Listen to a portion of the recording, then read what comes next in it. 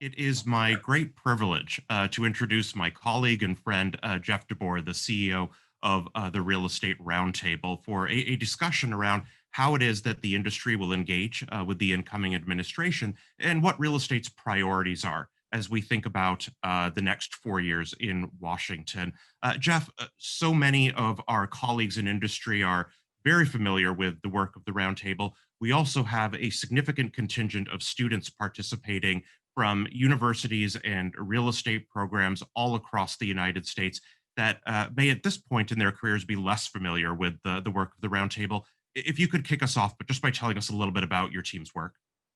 Well, the real estate, thank you. And it's an honor to be here, Dean. It really is to be with you and to carry a message out. This is a very important time for all of us, very stressful and so forth. And I'm happy to tell you what we're working on. The Real Estate Roundtable is a trade association but all we do is work on national policy that relates to the real estate industry, the commercial real estate industry, that is income producing real estate.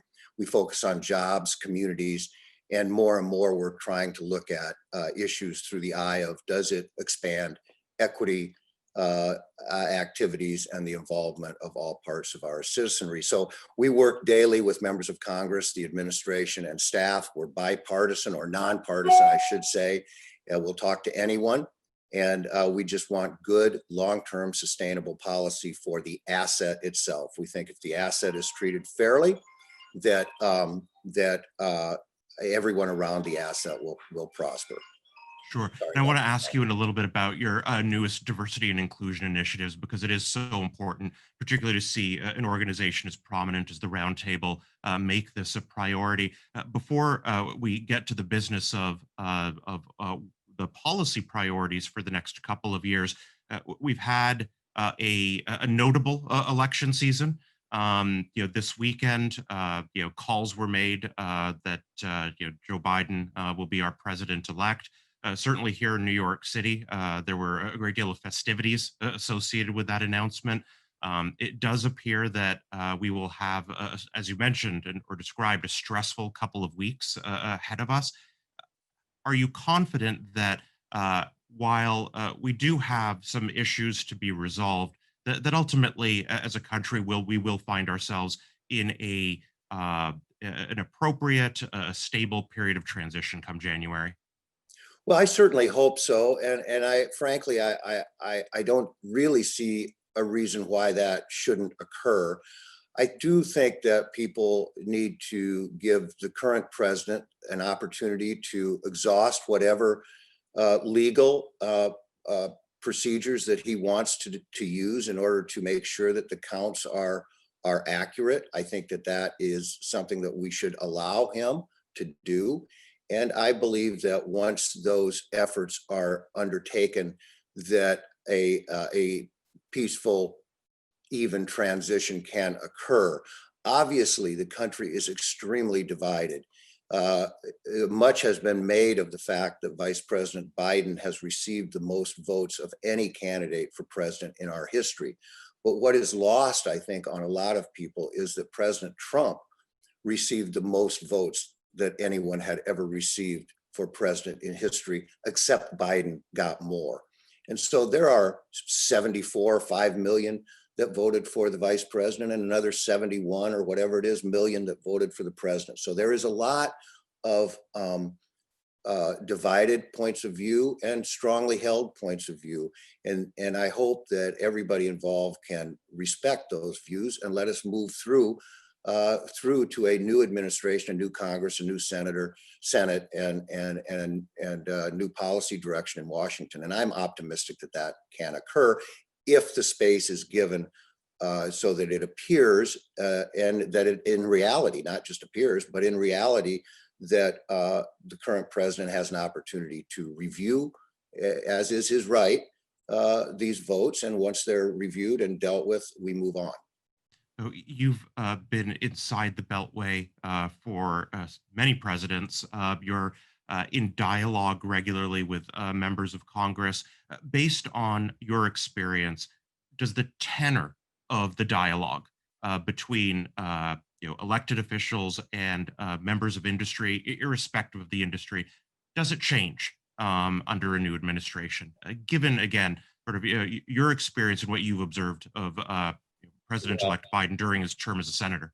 Sam, I guess I have seen a number of presidents in my career here, but those two hanging behind you, I was not around for them. But the way that we approach public policy, it really doesn't change in many ways, and it doesn't matter what the party is that we're talking to, because we're trying to promote public policy for real estate and the economy that are good for jobs, good for communities, that make sense, that are not penalizing of the real estate asset itself, and that are not overly subsidizing that asset. And so we talk to everybody. Our approach will be very factual. It will be backed up by real world experiences and examples, and it will all link to jobs, communities, and opportunities for everyone. So in many respects, our way that we will deal with the incoming administration and new members of Congress is exactly the same. We play it right down the middle. We go and talk to them about the impact on their districts, their states, and in the administration's case, the country. So it doesn't really change that much. It does remain to be seen whether the new president will adopt the philosophy, sorry about that, philosophy that President Obama had. Oh, Biden, how about that? Wow. Anyway, President Obama had regarding meeting with lobbyists and lobbying groups, and they really didn't do much outreach. And frankly, I think that was one of my main criticisms of the Obama administration was you need to talk to people, and you need to talk to people who have experience in issue areas, and you don't need to necessarily take their advice, but you should talk to them. And I hope that the incoming administration has an open door, or more of an open door than the Obama administration did for people in my business, because the bulk of us, the vast majority of us, are trying to do the right thing and are simply advocating for our clients. And there's nothing untoward about any of it, and we should be able to do that. So I'm looking forward to it. I think that it'll be an open door. So this is a critical point. I think that the priorities for our industry don't change with election seasons, but the way in which we might engage with elected officials, depending on their own styles, may change. Our execution strategy sort of will adjust as our colleagues and counterparts change as well. So Jeff, when you think about the next couple of years, what are the key national priorities for the industry that the roundtable is focused on?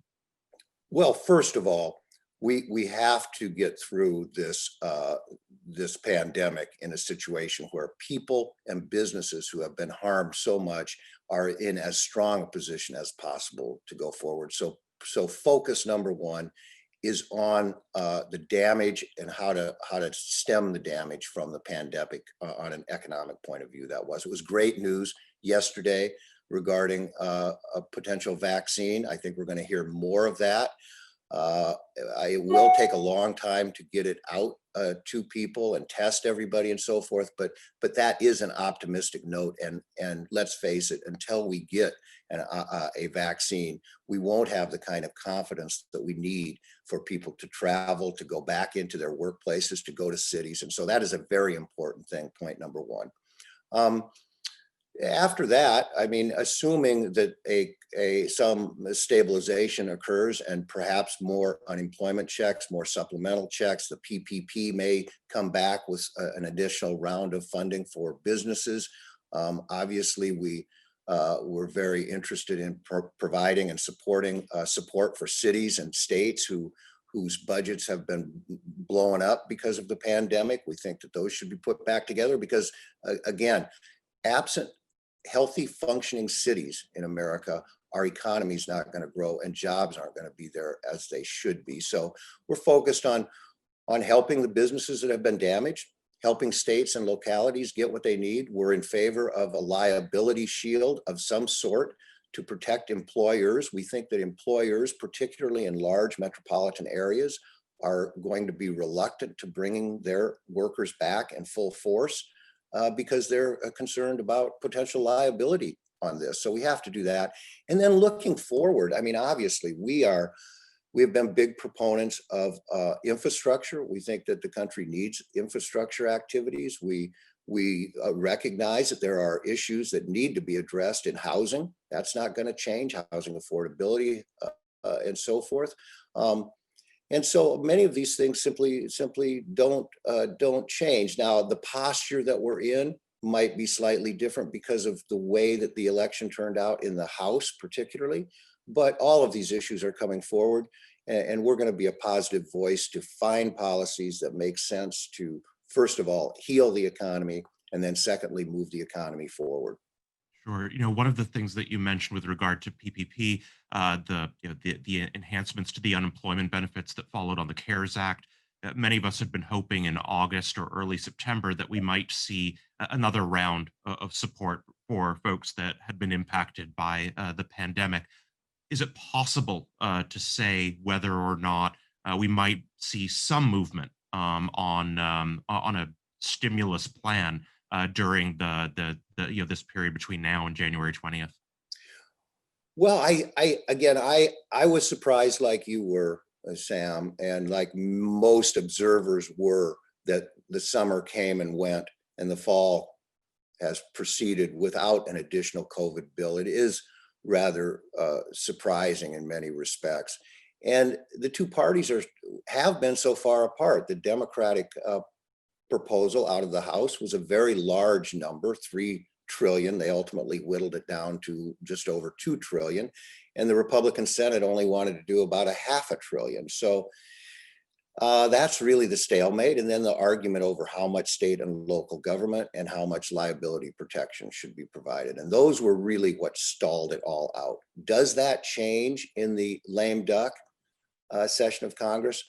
Maybe it does, but I still think it will be a long shot. Lame duck Congresses typically don't meet expectations, let's put it that way, or in the nomenclature of this election, lame duck sessions typically underperform.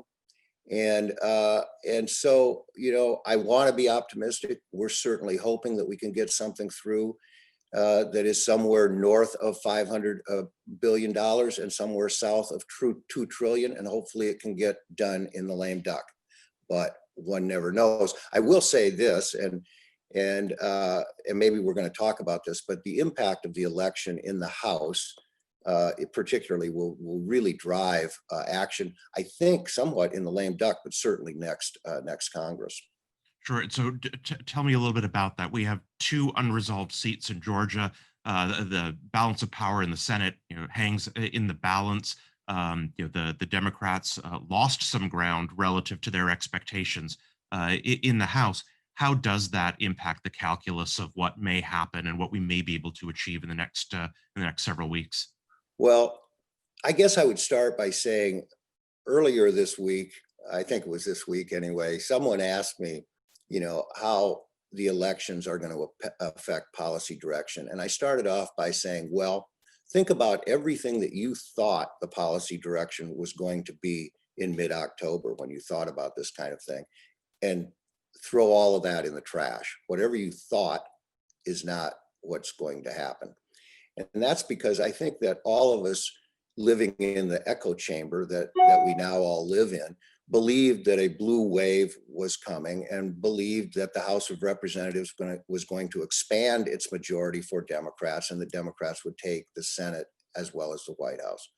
In fact, in reality, what has happened is the majority of the Democrats in the House has narrowed.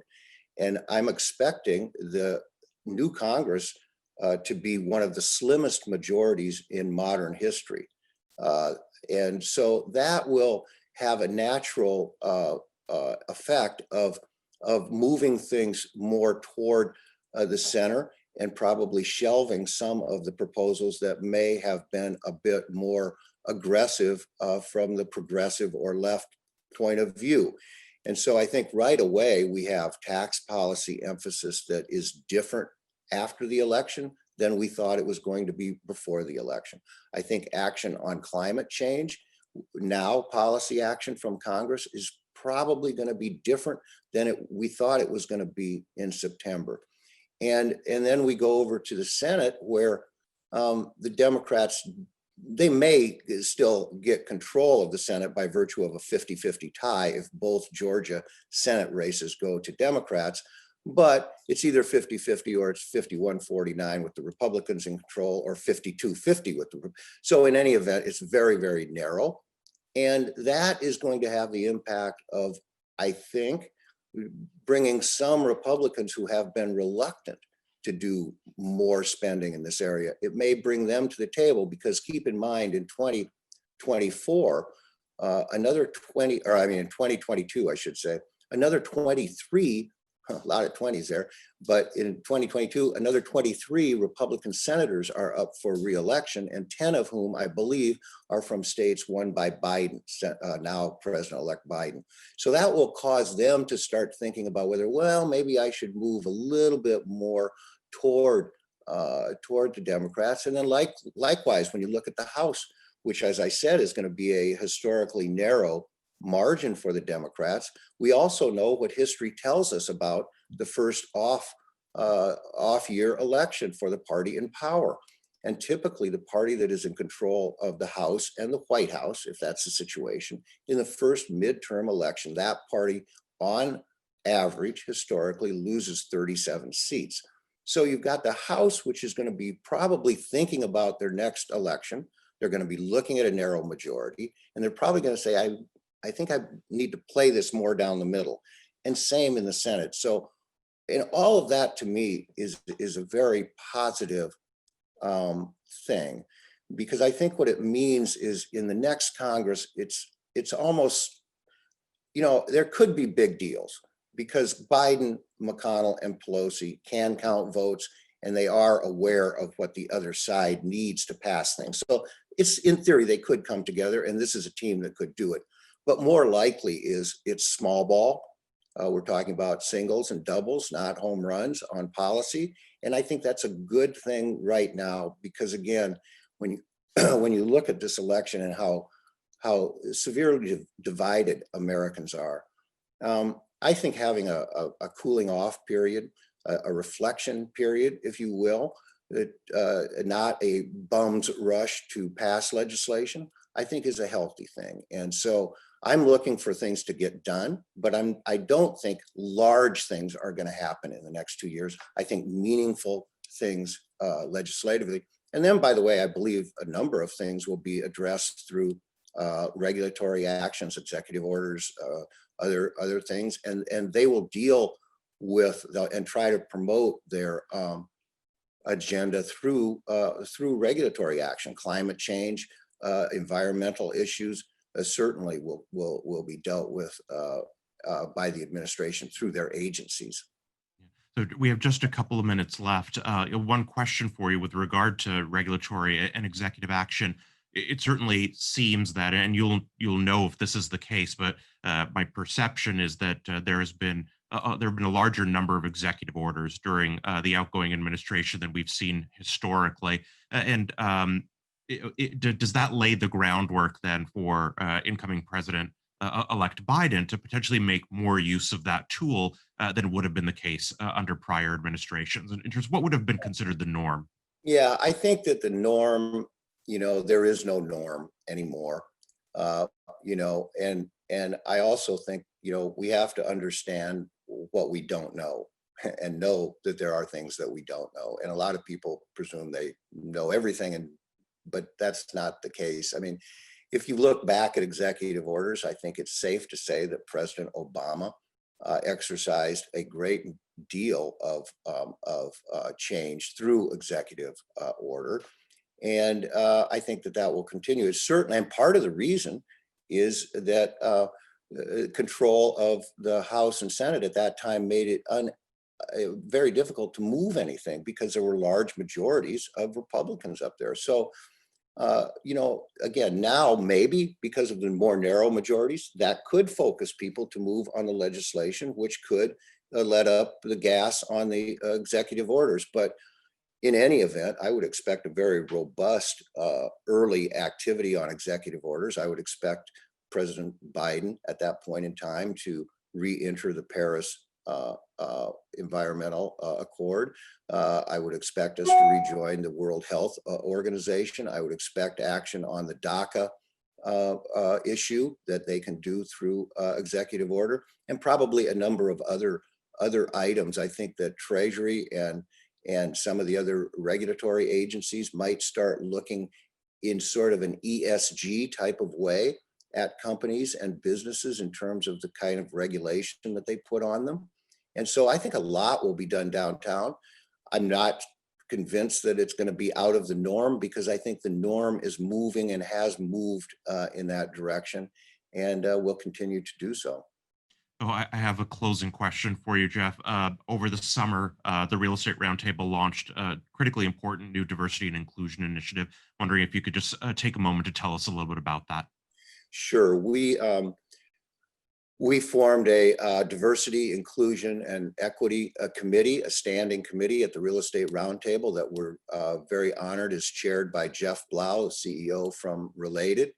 And our goal with our committee is not to diversify the organization or the membership of the Real Estate Roundtable. We work on that and have for years focused on that. This is more about how can we help drive real estate companies and people in the real estate business to be more accountable is not the right word, but at least moving in the direction of being more diverse in their management style, to be more inclusive in the C-suites, and then to make sure that in their investment spend that there is some degree of assistance from real estate companies to people who have not historically been able to participate in the great growth and great opportunities that the real estate industry provides to people. So we are going to be working. We announced an agreement last week with Reese. Actually, Reese announced the agreement with us, I should put it that way,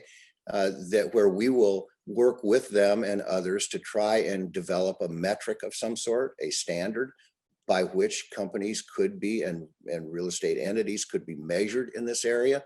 It's very, very important. And I think that, you know, it's important for students, you know this very well, that when they look at the real estate industry, they need to see a diverse face. They need to see people of all ethnic backgrounds and all genders in our industry, because we in fact do have all genders, all ethnic groups in the real estate industry. But in some cases, we're not showcasing it, and we're not being inviting enough to students, and we need to do that. We need to get out there and we need to promote this.